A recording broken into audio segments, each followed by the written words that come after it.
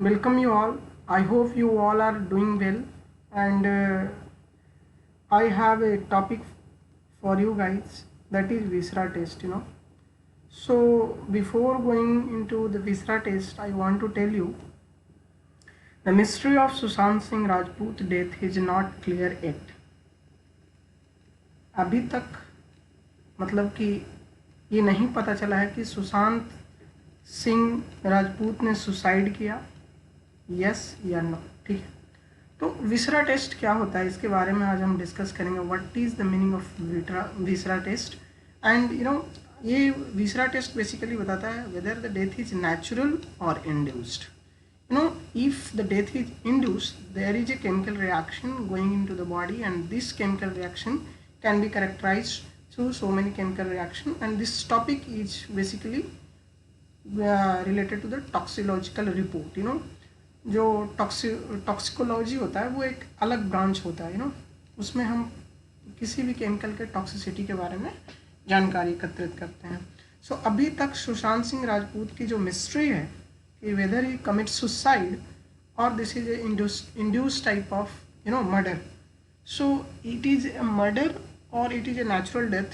Now it is a question in the open format. So viscera test is not yet done because viscera test कम से कम 1 to 2 month के बीच में किया जाता है।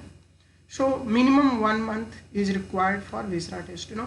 So viscera test क्या होता है? So first of all you have to know the visceral organ of an organism। if you know the visceral organ, then this is very easy. So let's come to the topic of discussion. So first of all we have to know about autopsy versus biopsy। जब आप जिंदा रहते हो, जब आप living हो, जब आपके बॉडी में सोल है और उस समय कोई सर्जरी हो रही है आपकी बॉडी में, तो उस सर्जरी को हम बायोप्सी कहते हैं। ठीक है, बाईपास सर्जरी भी इसे हम कहते हैं। तो आपकी जो सर्जरी हो रही है, जो आपके क्योर के लिए हो रही है, तो ये कहलाता है क्या? बायोप्सी। एक होती है टॉप्सी और पोस्टमार्टम भी इसे हम कह सकते हैं।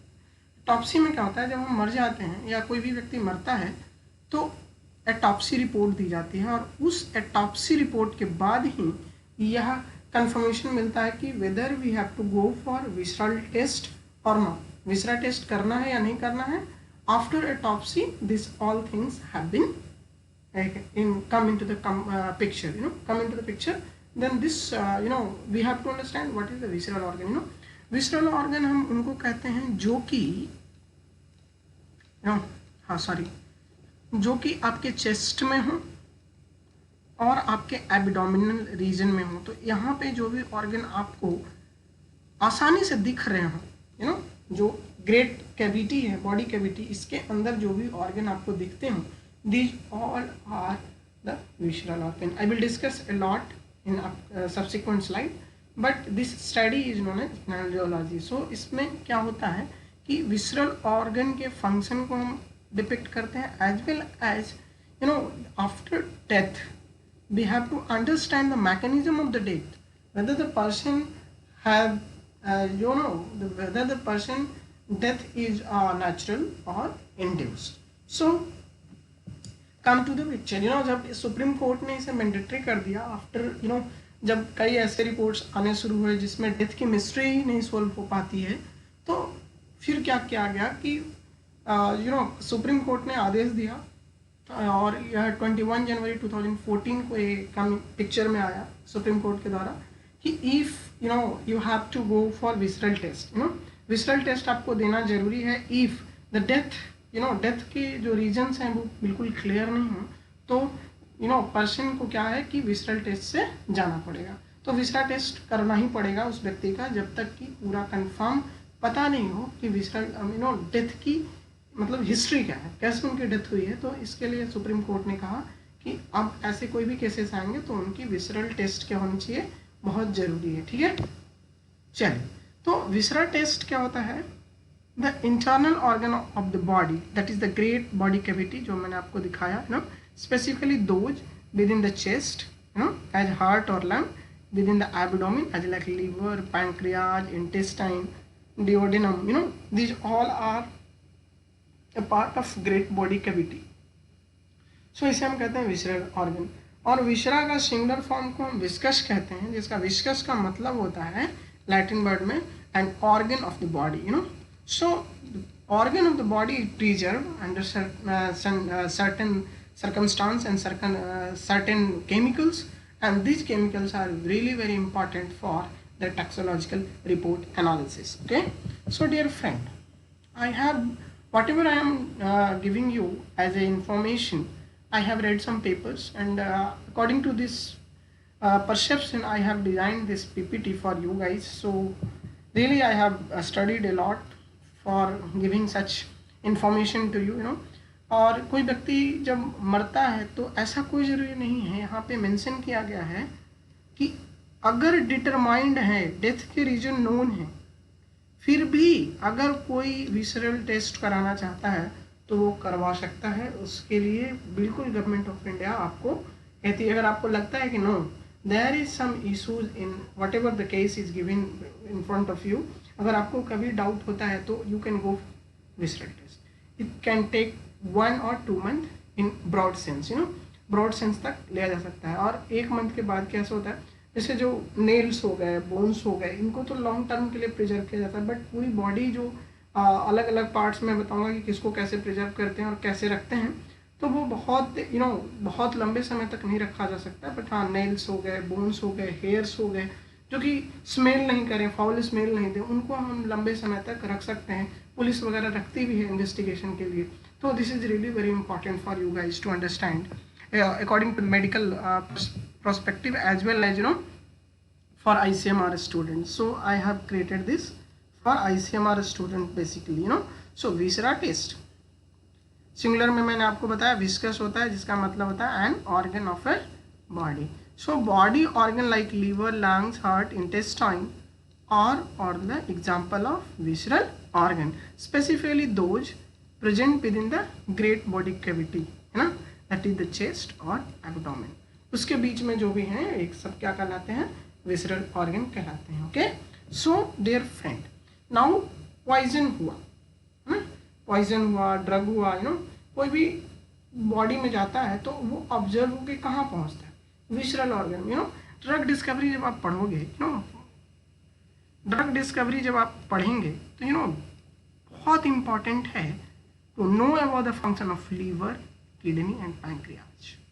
All these visceral organ is really very important for study of drug and how this drug is functioning in the liver and kidney, because दो ही चीज़ें, स्टमक, लिवर और किडनी, ये 3 चीज़ क्लिनिकल ट्रायल्स में बहुत इंपॉर्टेंट है। जब भी आप क्लिनिकल ट्रायल्स करते हो, यू नो, वैक्सीन हो या कोई भी दवा हो, कोई भी मेडिकेशन चलता है, तो 3 चीज़ों में किसी भी दवा का परसिस्टेंस देखा जाता है। स्टमक में वो कितना देर रह रहा है, लीवर में कितना रह रहा है, किडनी में कितना रह रहा है, और लीथल डोज क्या है, यू नो, LD50 निकाला जाता है, you know, these all are very important. Lethal dose देखा जाता है और बहुत सारे प्रोस्पेक्टिव है।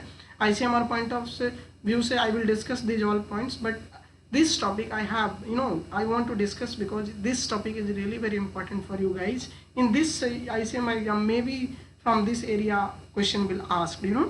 सो you know guys that the visceral organ are liver, spleen, kidney, excretory products like urine as well as semen। कभी कभी यूरिन भी हम रखते हैं, यूरिन रखते हैं गॉल ब्लैडर से निकाल करके, ताकि पेशेंट्स के अंदर हम लोग ट्रीटमेंट करके देखते हैं कि whether the patient have been administered with some drug or any chemicals, you know। semen में भी बहुत सारे ऐसी चीज़ें हमें पता चलती है। so these all organ are equally important for the viscera test, you know। So stomach हो गया, स्टमक में खास करके जो ड्यूडेनम पार्ट है, सॉरी ड्यूडेनम पार्ट है, वो बहुत इंपॉर्टेंट है, वो कि हम आपको आने वाले स्लाइड्स में आपको अच्छे से बताएंगे। तो लीवर, किडनी, पैंक्रियाज, इसके बाद क्या इंपॉर्टेंट है, gall bladder. Gall bladder is a part of liver, liver के अंदर ही होता है ना, गॉल ब्लैडर भी लीवर के अंदर होता है ना। सो गॉल ब्लैडर से दूसरी तरफ अटैच होता है पैंक्रियाज। क्लास 10th की एनाटॉमी अगर आपने पढ़ी होगी थोड़ी बहुत भी, डाइजेस्टिव सिस्टम, तो वहाँ पे आपको याद आ रहा होगा, ठीक है।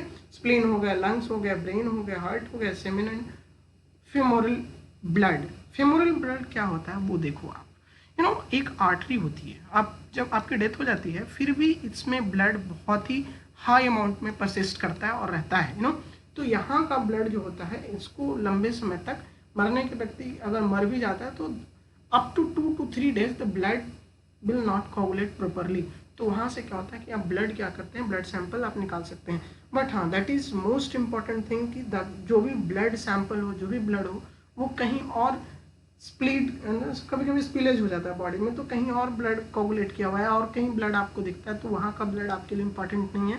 बट द फेमोरल ब्लड जो हो गया, फीमर बोन जो होता है सबसे इंपॉर्टेंट बोन है, उसके अंदर का जो ब्लड है, that is really very important for visceral test analysis. Okay, so this is again very important guys. So आपको याद रखना है कि कौन कौन से पार्ट जो बेसिकली लिए जाते हैं विसरा टेस्ट में, जो कि रियली बहुत इंपॉर्टेंट है, यू नो। तो सबसे पहला है स्टमक। स्टमक तो पूरा नहीं लिया जाता है, स्टमक को वॉश किया जाता है, जैसे हम हाइड्रोलिक बाथ कहते हैं। तो high content of water salt से क्या करता है, किया जाता है कि आप कोई भी व्यक्ति जब मरता है, आप फिर बचाने के भी दरमियान, जब मान लो कोई कार्बोलिक एसिड जैसे फिनॉल है या फिर और भी कोई टॉक्सिक कंपाउंड्स पी लेते हैं लोग, तो उनकी स्टमक को वॉश किया जाता है। वॉश इसलिए किया जाता है ताकि जो भी टॉक्सिक प्रोडक्ट हैं वो एनस के थ्रू बाहर निकल जाए, तो वो व्यक्ति की जान बच सकती है। दैट इज़ द मेन फंडा टू से, you know, that person can alive, you know. तो स्टमक को जो वॉश किया जाता है, उस कंटेंट को क्या किया जाता है, रखा जाता है, तो उसे कहते हैं स्टमक कंटेंट। तो स्टमक कंटेंट का मतलब क्या हुआ, what is the meaning of stomach content? Content means if you wash the, you know, the doctor wash the whole stomach, whole alimentary canal, and the content is we stored. That stored content have a lot of thing that can give you idea whether that person have taken some, administered some drug or any chemical in the body or not, you know. So stomach is really very important, and खास करके जो proximal region है, जिसे duodenum कहते हैं, no. So small intestine का जो सबसे पहला भाग है, उसे डिओडिनम कहते हैं, ठीक है। डिओडिनम, फिर जेजुनम और इलियम, ये 3 पार्ट बन करके क्या बनता है, पूरा स्मॉल इंटेस्टाइन का पूरा टेक्सचर बनता है, ठीक है। तो डिओडिनम और जेजुनम का जो जंक्शन होता है, वहाँ से आप पार्ट कट करके रखते हैं about 30 centimetre part. So that 30 centimetre is really very important for the toxicological research analysis. So that reason is really very important for the toxicological report. So that is the about the stomach. Now come to the next thing, that is the liver. So you have to take, liver is the largest organ, largest organ in our body. So सबसे बड़ा organ liver है, ठीक है। तो liver का हम लोग 100 gram, 100 gram of liver piece is preferred with gall bladder portion. Liver में जो ए रीजन है खास करके, that region is preferred, this region, not this region. This region is not meaningful for the purpose of what, for visceral test. Visceral test के लिए हमेशा किसको prefer किया जाता है, that region, that region. So that is very important region again for the toxicological report analysis. Now come to the kidney. Kidney जो होता है, kidney is really very important. Half of each kidney is preserved under preservatives.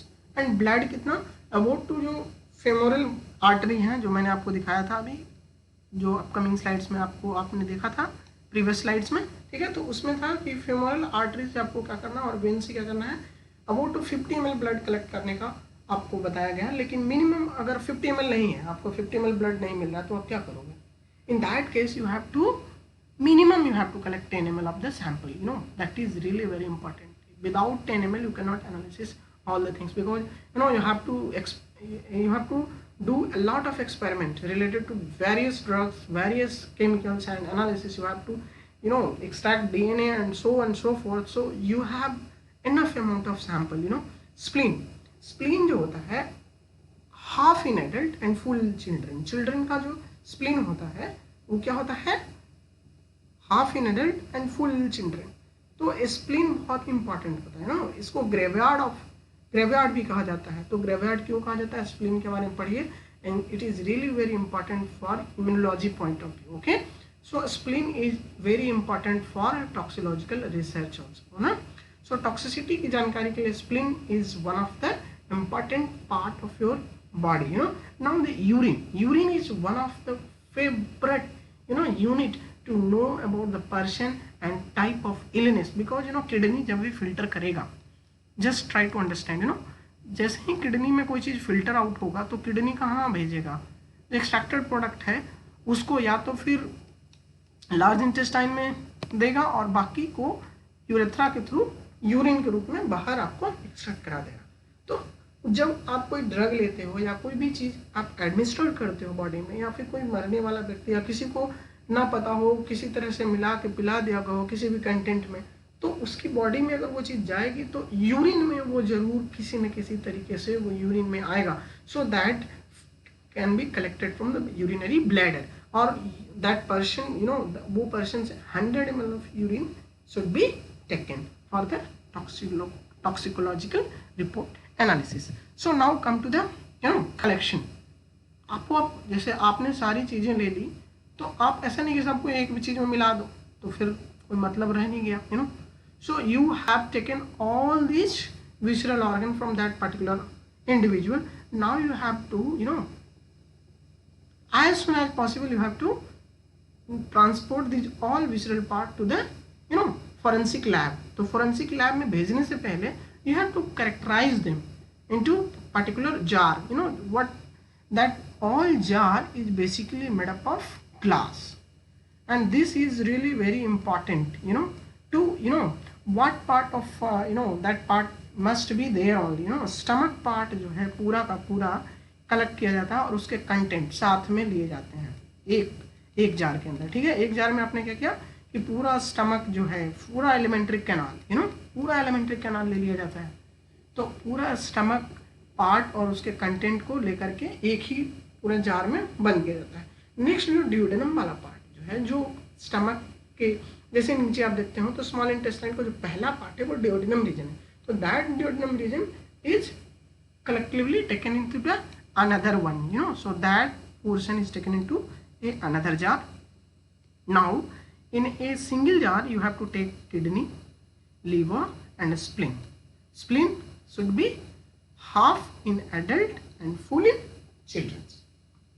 Okay, और आपको अलग तरीके से आपको छोटे छोटे वेसल्स में 100 ml आपको क्या करना है, फेमोरल ब्लड आपको कलेक्ट करके रखना है। सीमेन अगर पॉसिबल हो तो सीमेन आप निकालिए, and this things are really very important for the next step for what, for analysis. So if poisoning is progressed by carbolic acid, what is carbolic acid, I will talk in subsequent slides. So then saturated solution on common salt is used if other acid lead to poisoning. Carbolic acid अगर नहीं है और कोई तरह से poisoning हुई है तो उसके लिए हम लोग क्या यूज करते हैं, रेक्टिफाइड स्पिरिट प्रिजर्व करने के लिए, हाँ। और कॉमन साल्ट सॉल्यूशन का सैचुरेटेड सॉल्यूशन क्या होता है, let me talk about saturated solution. What you can do, you can take a vessel and in this particular vessel you have 1 liter of water or molecule water, whatever you have, and you start dissolving salts.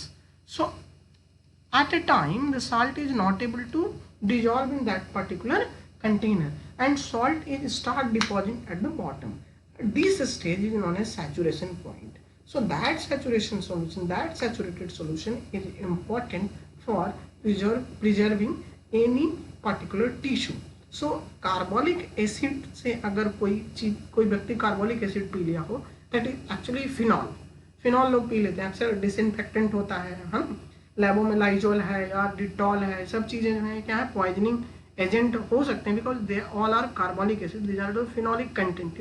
अगर कोई व्यक्ति phenolic content ले लिया है body में तो उसकी मौत हो गई है, तो उसके जो ऑर्गन्स हैं वो हम कहाँ यूज करेंगे, कहाँ रखेंगे, सैचुरेटेड सॉल्यूशन, खास करके जो कॉमन साल्ट होते हैं उनमें हम उनके ऑर्गन को डिप करके रखेंगे। और अदर कोई पॉइजनिंग हुई है, known reason is not known from which acid this type of poisoning has been reported. So in that condition what you have to do, you have to use rectified spirit and then you can preserve the visceral part of that particular individual. Okay, now come to the phenol and carbolic acid. ये जो phenol होता है वो slightly acidic nature का, और आपका stomach भी क्या है, वहाँ पे जो इन्वायरमेंट है वो एसिडिक ही है, बट इसको जो फिनॉल हो गया, कार्बोलिक एसिड है, इसको यूज किया जाता है एंटीसेप्टिक या डिसइंफेक्टेंट की तरह हम इसे यूज करते हैं। Basically we are using phenol and disinfectant के लिए हम लोग यूज करते हैं carbolic acid. Suppose somebody has taken administered into a body, then metabolism mainly lead by kidney, और यह जो हाइड्रोक्विनोन है, परकेटेकॉल है, ये सब है ना, पैराकेटेकॉल है, तो ये सारे बॉडीज में बनने शुरू हो जाते हैं और ये सारे मॉलिक्यूल क्या हो जाते हैं, यूरिन में प्रेजेंट होने लगते हैं। तो जैसे ही आप यूरिन को हिट करोगे तो हिटिंग इफेक्ट के कारण वो स्मोकी ग्रीन कलरेशन आपको देगा। अगर डार्क स्मोकी ग्रीन कलरेशन आपके यूरिन के थ्रू आपको पता चलता है तो यू कैन, आंख बंद करके आप कह सकते हो that person has taken carbolic acid content और that person has taken phenol. You know, pigmentation जब आप उनको देखेंगे तो उनके कार्टिलेज जो हैं उनका पिगमेंटेशन आपको दिखेगा, येलोइश दिखेगा, कॉर्निया आपको अजीब तरीके से दिखाई देगा, है ना। अब सबसे बड़ी बात क्या है, लीथर बोटल स्टमक। ये स्टमक देख रहे हैं, ये स्टमक को कहते हैं लीथर बोटल स्टमक। इसमें क्या होता है कि ये लीथर लेदर की तरह बन जाता है ना, leather bottle stomach, sorry leather bottle कहने का मतलब ये बहुत ही हार्ड एंड स्टिफनेस इसमें आ जाती है, और जो खास करके जो टंग है, टंग का स्वेल कर जाना और उसमें यू नो टेस्टलेस बर्ड का मतलब कि आ जाना और स्वेल कर जाना, है ना। तो ये सारे सिम्टम्स हैं कि that particular patient had taken what, carbolic acid content, you know. So अगर इसको आपको देखना चाहते हो तो you can do another thing also, take 10% of FeCl3 हाँ and take 10 ml of urine. तो यूरिन यहाँ पे क्या होगा, urine get converted purple to blue colour, you know. अगर इस तरह से पर्पल और ब्लू कलर में कन्वर्ट करता है तो you can say that particular patient had taken carbolic acid और फिनॉल, है ना। इससे आपको पता चल जाएगा, ठीक है। सो यू नो, अब थोड़ी सी बात और कर लें, यू नो, विसरा टेस्ट हम लोग कर क्यों रहे हैं, हम लोग जानने की कोशिश कर रहे हैं मैनर ऑफ डेथ, कैसे व्यक्ति की मौत हुई, weather the death is natural और अननेचुरल। यू नो, डेथ का जो मैनर है खास करके 3 तरह से लोगों ने इसे डिवाइड किया है, that is suicidal, homicidal and accidental damage, you know, accidental death. So suicidal तो आप जान ही सकते हैं, सुसाइडल तो बहुत ही कॉमन है कि, और आपको एक चीज़ और बताएं, WHO का रिपोर्ट है 2008 का। सो 2008 में WHO ने बोला कि 70% जो डेथ होता है वो हैंगिंग के कारण होता है, मतलब कि लटक करके लोग मर जाते हैं, खास करके इंडिया में। तो हैंगिंग इज USA में भी सेम प्रॉब्लम है। So hanging is a big issue across the world. अब 70% में जो 39% पॉपुलेशन है वो वुमेन का है। वुमेन क्या करती हैं, 39% सुसाइड अटेम्प्ट करती हैं, वो हैंगिंग। तो ये जो सुसाइडल टेंडेंसी है, it's really very you know pathetic situation across the world. You know, I am not going to discuss about whole what is suicidal death. Death by hanging जो होती है वो सुसाइडल होती है, होमोसाइडल होती है और एक्सीडेंटल होती है। Accidental you know it's you know आपको पता नहीं है, किसी को नहीं पता, एक्सीडेंटल आप रोड पे गए आपकी डेथ हो गई, हाँ, तो एक्सीडेंटल डेथ भी हो सकती है। होमिसाइडल बहुत ही रेयर है और चिल्ड्रन में रिपोर्टेड है। सपोज कोई खेल रहा हो, गले में कुछ लपेटा हुआ हो, अचानक वो कस गया हो, तो वो भी एक होमिसाइडल डेथ कह सकते हैं, नो। सेल्फ को, तो होमिसाइडल की बहुत सारे डेथ होता है। I am not going to discuss this whole 3 about, but I have given you some paper. If you want, you can go and you can read this paper, you can understand about this. So basic funda is कि अगर कोई व्यक्ति लटकता है ना, तो ये बहुत ही बुरी आदत है। मैं नहीं प्रिफर करता और मैं कभी किसी को नहीं कहूँगा कि commit suicide, you know, that is not a solution. You know, if you have any problem try to compact. Do have any problem है तो सोल्व इट ना। Why you can commit suicide? That is not a solution for anything. So dear friend, this is really very important. So collection of blood हम इसलिए लेते हैं ना ताकि अगर वोलेटाइल पॉइजनिंग है, समझो कि कोई ऐसा चीज़ लिया गया जैसे कोई अल्कोहल पी रहा हो, ईथर लिया हो, क्लोरोफॉर्म लिया हो, ठीक है, एडमिनिस्ट्रेशन जो केमिकल का है वो किसी तरीके से हो सकता है और किसी तरह से डेथ हो सकता है। तो वोलाटाइल इसमें blood is really very important. तो वोलाटाइल पॉइजन जो होता है आजकल alcohol, ether and chloroform, this can be used without any preservative. You can frozen them in deep freezer without any preservative. Preservative add करने की कोई ज़रूरत नहीं है। अगर इस आप ब्लड लो और डायरेक्ट उसको एयर टाइट कंटेनर में बंद करो और उसमें ऐसी चीज़ें बताओ जिससे कोगुलेट ना हो। एंटी कोगुलेंट्स आप डाल सकते हो, लेकिन again it's really very important कि आप कब डालो कब नहीं डालो, ठीक है। So that is really very important तो उनको विदाउट एनी प्रिजर्वेटिव आप डायरेक्ट क्या करो, डीप फ्रीजर में -80 में आप उसे प्रिजर्व कर लो। फिर पोस्टमार्टम जो है, blood is preserve with fluoride. तो फ्लोराइड क्या करोगे, 1.5% आप वेट बाई वॉल्यूम मिलाओगे, जितना है आपके पास वेट बाई वॉल्यूम के कंसंट्रेशन में 1.5% आप लोगे आप फ्लोराइड, तो आपका ब्लड क्या है, पोस्टमार्टम जो ब्लड है आप उसको प्रिजर्व कर सकते हो। If suspected with carbon monoxide poison, अगर कोई व्यक्ति को सस्पेक्ट किया जाता है, एटॉप्सी जब होती है ना तो उस समय बहुत सारी जानकारियां पता चल जाती हैं, ठीक है। तो टॉप्सी के थ्रू पता चलता है कि सस्पेक्ट क्या है, किस सस्पेक्ट के आधार पे आप बता रहे हो कि इनकी कौन सी पॉइजनिंग हो सकती है। तो उस बेसिस पर हम लोग क्या करते हैं, विसरल ऑर्गन को उसी तरीके से क्या करते हैं कि प्रिजर्व करते हैं, है ना, सस्पेक्ट के बेसिस कि किस तरह का उसकी पॉइजनिंग है। On the basis of that organ should be preserve ना।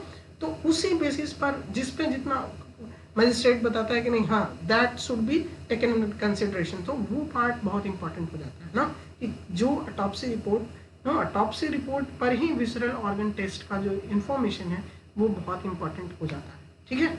तो पहले ऑटोप्सी होती है, तब उसके बाद क्या होता है, विसरल ऑर्गन टेस्ट होने की बात उठती है ना। That is really very important. Then liquid paraffin जो है लेयर से उसको क्या कर जाता है, फिर इन्वायरमेंटल ऑक्सीजन से बचाया जाता है, और वो पार्टिकुलर जितने भी आपके कंटेंट हैं, जितने विसरल ऑर्गन हैं, उन्हें प्रिजर्व किया जाता है। उसे हम कहते हैं लिक्विड पैराफिन। पैराफिन में हम क्या करते हैं, लेयर बना करके आराम से रख देते हैं। That is again very important. अब क्या है, heparin and EDTA never be used in blood as anticoagulant in methanol containing sample. अब सोचो कि कोई सैंपल है that contain methanol, then you cannot add heparin and EDTA. If you will add, you cannot able to extract DNA from that sample, so you have to mind it, heparin or EDTA you cannot mix when the sample contain methanol in it, okay. For DNA test you have to use 0.5% weight by volume EDTA or heparin is used। जब आप DNA test करेंगे तब आप उसको मिलाएंगे, पहले से sample में नहीं मिलाएंगे, no. So that is really very important. Then collection of urine. So urine, the root of toxicological analysis of urine is saturated at NaCl crystal, then preserved by adding equal amount of rectified spirit, है ना। उस तरह से आप क्या करोगे, सबसे पहले आपको क्या करना है, सैचुरेटेड NaCl क्रिस्टल से आप उसे प्रिजर्व करोगे, और फिर इक्वल अमाउंट, अगर जो भी आपका क्रिस्टल सॉल्यूशन है सैचुरेटेड NaCl से आपने उसको यूरिन को आपने रखा, अब आपको उतना ही वॉल्यूम क्या करो, रेक्टिफाइड स्पिरिट उसमें 50/50 50/50 1:1 के रेशियो में आप मिला करके उसे आप प्रिजर्व कर सकते हो। Another way to preserve urine by adding 2.5 ml concentrated HCl। अब 100 ml लो यूरिन और उसमें धीरे धीरे drop by drop you can add what, 2.5 ml of what, concentrated hydrochloric acid, and then that particular pH of urine comes nearly 2 and less than 2, है ना। तब जब आप 2.5 ml आप मिला दोगे, ये 2.5 ml is not fixed, you have to make pH less than 2, that is the main funda, तो लो pH पर ही आप यूरिन को क्या कर सकते हो, आप लंबे समय के लिए रख सकते हो, अब है collection of tissue. Then you have to understand, you can collect any organ on 30 to 40% of formaldehyde।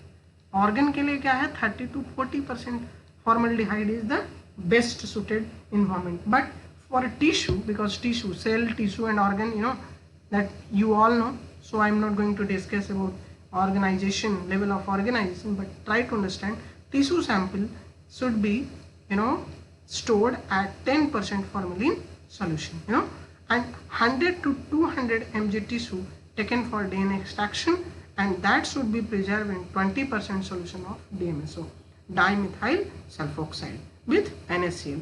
NaCl is really very important, you know.